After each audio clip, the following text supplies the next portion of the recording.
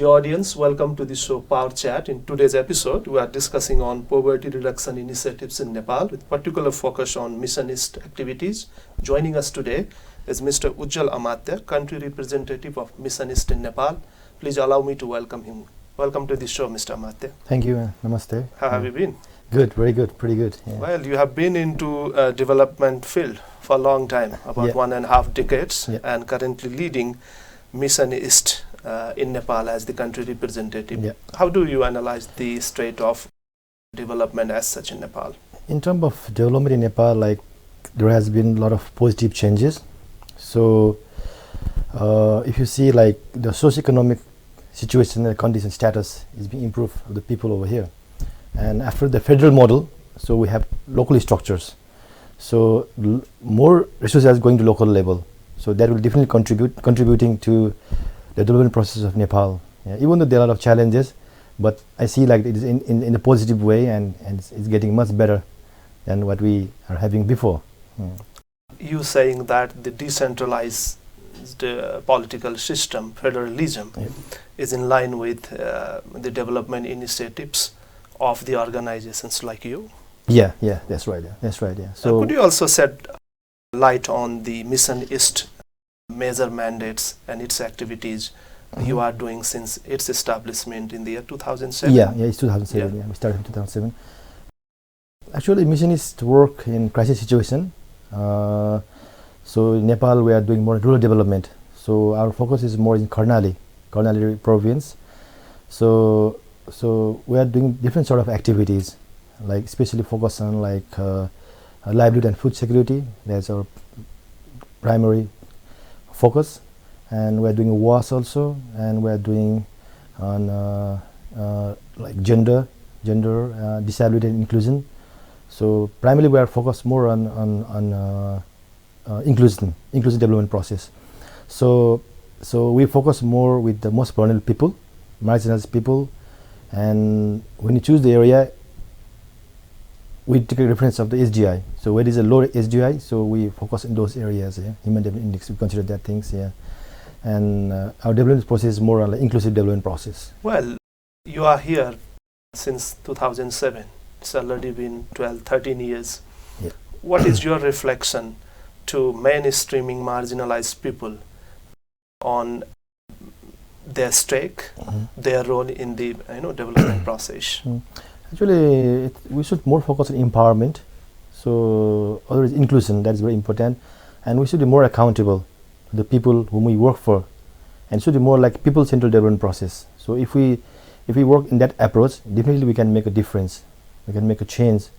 So other is about improving their livelihoods through different income initiatives, and like working with collaboration with government, local government, civil societies. So that's very important in terms of like when we talk about development and reducing the poverty.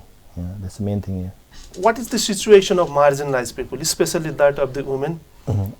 You are referring to your work in Karnali province, but could you also tell us the overall state of women in Nepal in terms of they having access to major development facilities? The women's status is still very critical. If you talk about Karnali, it's more worse there. So like there are a lot of issues like child marriage. So that is one of the major issue in Karnali. Other is chowpadi, the menstrual taboo. So that's also one of the big issues. Polygamy. So those are the major issue for the women. And others about like the workload for women. Like the women, they have to start working from 5 a.m. or 4 a.m. and they work till night. And other is about their level of income. They don't have any income opportunities. Health, if you talk about health, education is a bit challenging. It's a bit poor, still poor. So that's the current situations of women in Karnali, mostly in Karnali. Yeah. And what should be done? What strategies the government, agencies and the development partners, including that of the civil society organizations like you and all, should come up with so to tackle the challenges related to marginalized people, including women? Especially like the government, they are the main one, who is the main development actor. We are just like a supporter. supplementing and complementing the work the government is doing. So now the government has resources, and if you talk about Karnataka, like the level of expense is very low over there. So we need to put resources to the women over there. And other is about like we should make our government more accountable. So they should listen to the people, and they should listen to their voices, and they should respond, consider feedback or need. And other is about like the building the capacity of CSOs, civil society. That's very important. So like the women's women's group, this is like the CCSOs or CBOs. So they should be empowerment. They should be empowered, and like it should be inclusive also. So I think like government should put more priority, and they should improve their service deliveries for education, for health, or agriculture, livestock. So that's very important to change the situations of women in that area. Are you of the view that government bodies or government agencies are not accountable to what they do? If you are of that view, what should be done so that government agencies become more accountable to the services they deliver? The first thing is about there are a lot of people in the community who don't know the policies, strategies, the priority of government, the guidelines, the services that provide the government. That is very important. And other is about government should listen to the voice of people, the community, to be more accountable. So once they listen their voice, people's voice, then definitely government will be more accountable. And similarly, we have to empower the people, the community people, to make even the government accountable. So that's very important for us. Accountability, that's very important for us. Yeah. How do you work in the province of Karnali in different cross-cutting themes like emergency reliefs, water and sanitation, livelihoods, disaster risk reductions and all? We work with local partners. We have 3 local partners right now, like KIDAC and WDS and HEAD. So we work through the local NGOs and national NGOs, and we also have like several CS and CBOs. So we work with them, and we do coordination and we do partnership with local government as well, like rural municipalities, WARs, and other government stakeholder and agencies. So we work with them. Yeah. There is criticism, Mr. Amatya, that the resources coming into the development partners or civil society organizations, NGOs and INGOs are not appropriately utilized, reaching out to the needy one. What do you have to say on that? It is not like that also. Like we try to put our resources, maximum resources to the community. We are trying to send our resources to community. So sometimes like we are working Karnali, and the cost is a little bit high over there. If you talk about logistic administration, definitely is a bit challenging for us. So that also reflect somehow like increased admin costs, but definitely like that. So we are trying our best to send our resources to Karnali. Like for example, we're having local NGOs. So we are trying to put resources to them. So resources more goes to the people over there. So that's what we are trying to do. Yeah. Any comment on the current scenario operating NGOs and INGOs in Nepal? There are a lot of legislative changes, and often there is, complaint by the organizations like you that there is no environment, conducive working environment.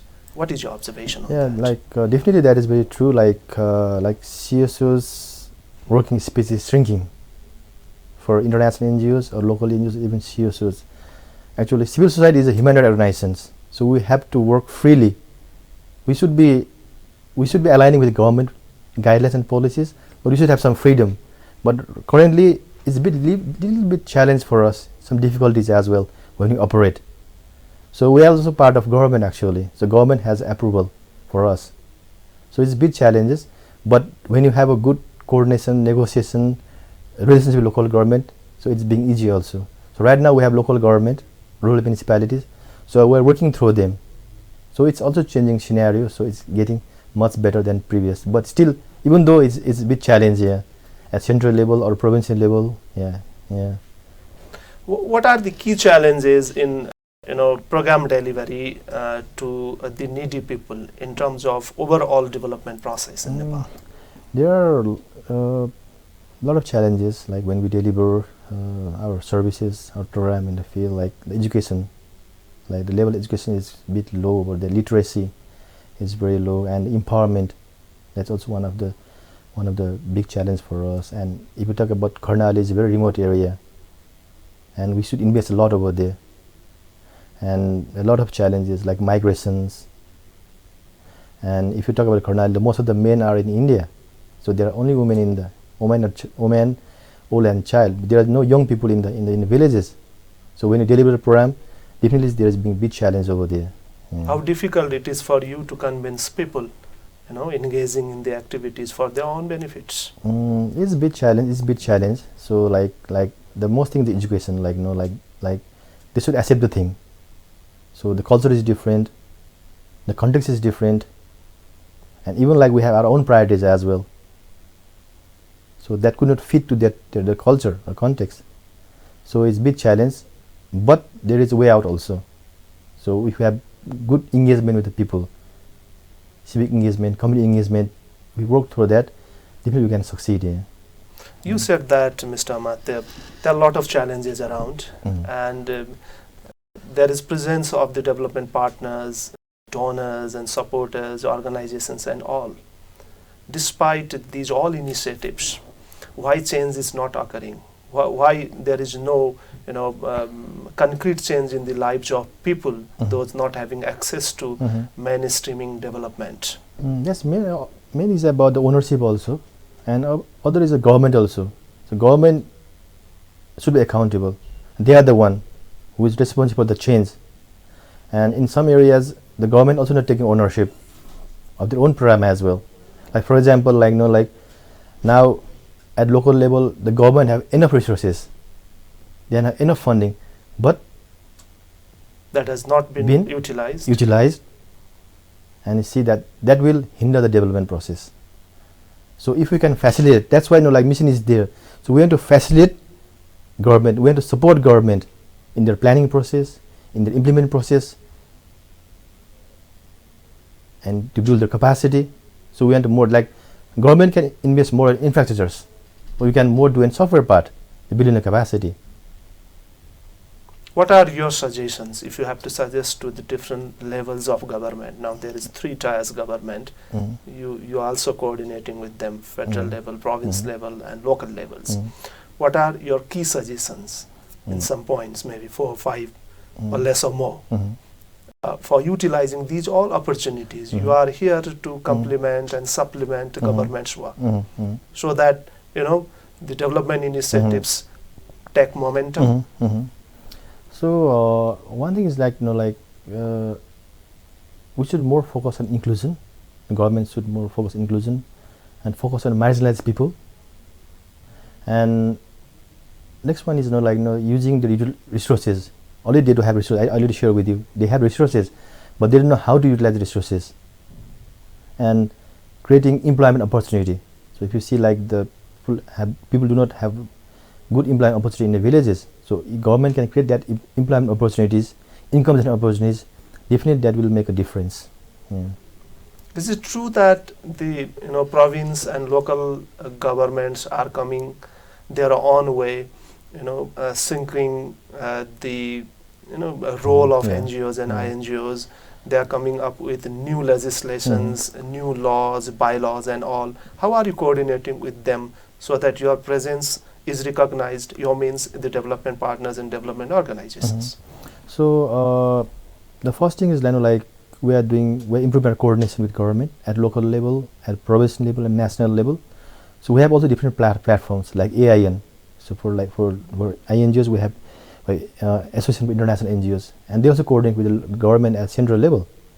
And in local level also we have our NGOs. So we have created CSO alliances in the field, like in RM we have CSO alliances. In ward level, so we have CSO alliances, and they are also advocating, supporting government to build advocacy plan. They are coordinating, building relationship.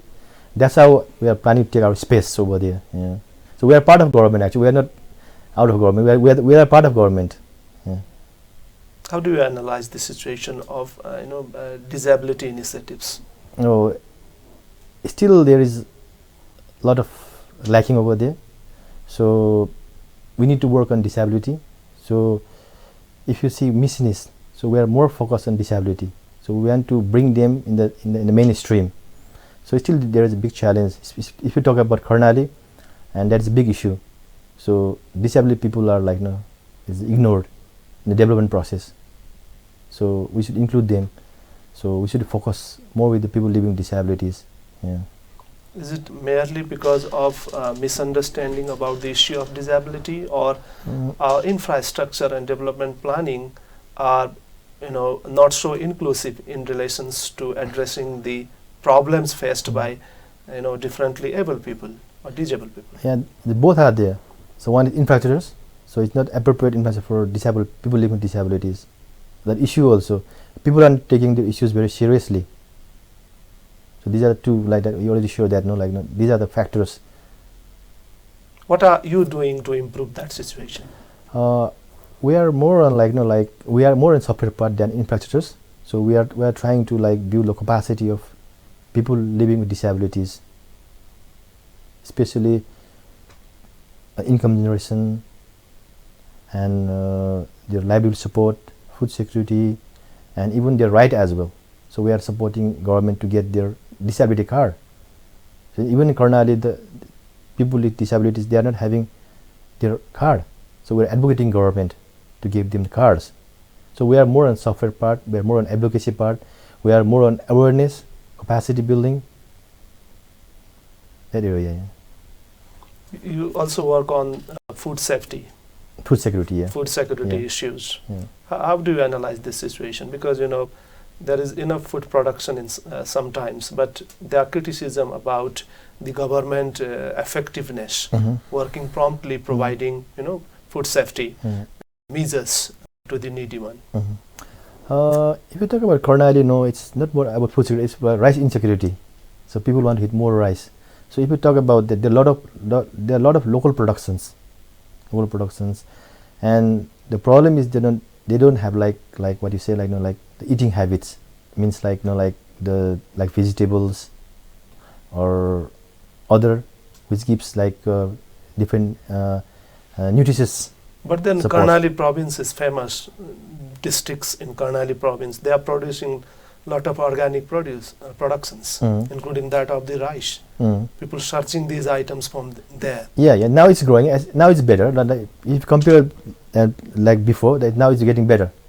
So people trying to grow organic vegetables, organic crops, and they're also promoting organic local crops as well, like chino, marshi. They are promoting those things, millets. But still there is still gap. It's improving, but still there are a lot of issues on food security because they don't know about what you say, the chain of the nutritional foods. What is your observation on access to education, especially that of the children? Still there is a big challenge over there. So the child-friendly learning environment is still there is a gap, and classroom environment that's also very poor, and absenteeism of teachers, even students, and dropout is quite high. Still there is a challenge in school. So the infrastructure is not good in most of the school in Karnali. You said that the capacity building is a major issue, especially that of the government authorities. And in the recent days, there are staffs transferring from one province to another, from federal to province. What should be done so that staffs are well equipped in terms of delivering the knowledge, services, facilities to the people? In Karnali, I know there is challenge of human resources also. As you said, it's a big challenge. The staffs, they want to transfer or change their jobs because of remoteness. So what we can do is we can promote prioritize local people, local youth who has got good education as well. So there are a lot of young people living in Kathmandu. So we can give incentives, we can promote them to go back to their village and support their own village. So that's how government need to think and act here. Would in you like future. to share any achievements through your programs, especially in the areas of your work throughout these all years here in Nepal and in the Karnataka province? Like Missionaries, we are more focused on inclusion, accountability, and partnership, and we are trying to build the resilience of the people, community. So if you see, like in a couple of years, much has been changed. So the communities, they are understanding about inclusion development as well, and people are being more resilient in terms of like food security. There has been big change, and like for example, with literacy, the women are empowered, the adolescent girls are empowered. They can speak for their rights. They can raise their voice. So what do you have to say about the media reports criticizing development activities, that funds have not been properly utilized, not in your organization, overall observation? Are they not understanding you, or you people, the development partners and workers, not sending them with the appropriate message? What do you have to say on that? the main thing is engagement, like how much we are engaged with media. So like if you engage media, definitely they will understand. So definitely there are some misuse of resources as well. There are a lot of like international NGOs or CSOs, even government. There is misuse of resources, and definitely like media maybe has taken those kind of references, but the media engagement is very important in terms of development. The communication of development, we say, like the communication is very important for development.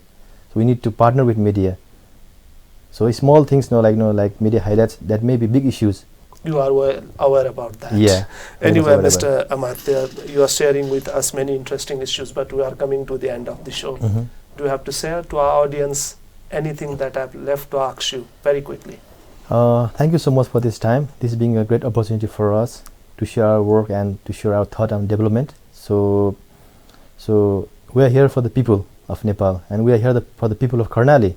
So we have to make a difference as being Nepali. So let's think for the better world. Let's make a different Karnali or Nepal. So that's the main thing I want to share. Yeah. Well, Mr. Amatya, it was a pleasure talking to you. Thank you very much for your time. Thank you, Laxman. Thank you so much for this time. Yeah. Dear audience, time now to wrap up the show. Keep watching us. See you next week. Namaste.